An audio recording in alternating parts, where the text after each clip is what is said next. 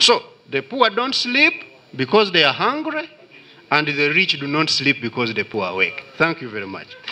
Sometime in early 2019, economic analyst and now permanent Secretary Minister of Finance, Ramadhan Gobi, delivered an address to local government leaders at Parliament. Make agriculture a high-value sector. We must make it a high-value sector by raising productivity in order to reduce subsistence. Of concern was the fact that effective service delivery remained key among the mandates of lower local governments. The same reason why the decentralization policy was adopted by Uganda's government in the early 1990s. Ben Kumumanya is the permanent secretary of the local government ministry. The first legislation, which was Statute number 15 of 1993, was enacted by the National Resistance Council, empowering local governments to take charge of the management of the affairs of the population. Now, over the years, we have seen a lot of things happening, and actually, recently, and I wish to point out to viewers that the studies have discovered that there has been a lot of improvement in terms of social and economic development of the population, where in the last 5 or 6 years, we have seen, or about 8 years or 9 years, we have seen that the people who are not in the cash economy have actually reduced from 68% to 39%. This percentage could even go down further if even the composition of the lower local governments is well catered for. On the one hand, there is the political establishment of the district local councils, comprised of directly elected leaders. The local government councils are mandated to discuss and deliberate on issues affecting the population. And these local government councils are composed of councillors who are elected, for example, at the district level. They are elected from the sub-counties, and these are the directly elected leaders. They are also the special interest groups, the youth, the women, the disabled, the elderly, are all comprising of the councils at the district level from the sub-county. At the sub-county level, they are coming from the parishes. On the other hand, there is the technical department.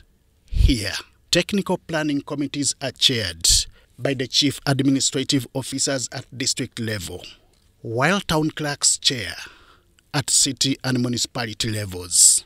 All this is done to ensure proper and effective service delivery to the population. These heads of departments are at the rank of Assistant Commissioner of the Public Service of Uganda.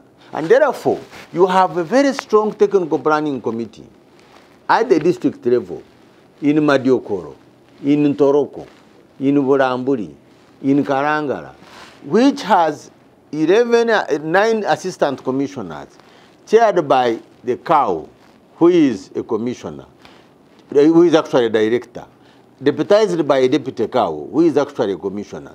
And this is a team of people well qualified that if they sit, they can draw forward and take forward the agenda of government. One of the challenges towards executing this mandate has been delayed release of funds. This could, however, be a thing of the past if the assurance given by the permanent secretary, Ben Kumumanya, is anything to go by.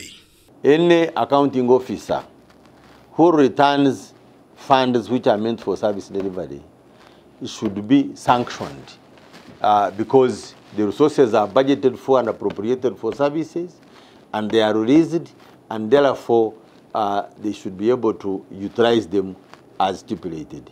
And therefore, accounting officers have been put on alert that in an unlikely event of these resources coming late, they should be able to point it out so that as government, we fix it. Uganda is comprised of various local government units, including 135 districts, 11 cities, and 31 municipalities. In assessing their performance, structural factors including staffing gaps have been some of the indicators. This perhaps is the reason why government has adopted the parish development model to make use of the lower local governments. And this parish development model is going to fix the remaining challenges that have been disturbing us, hindering us from achieving our objectives as a country. Who will ensure its effectiveness? Whom does it target? And what does it aim at achieving? These are some of the questions that will be answered in our next episode on Monday about the parish development model. Henry Okurut, UBC.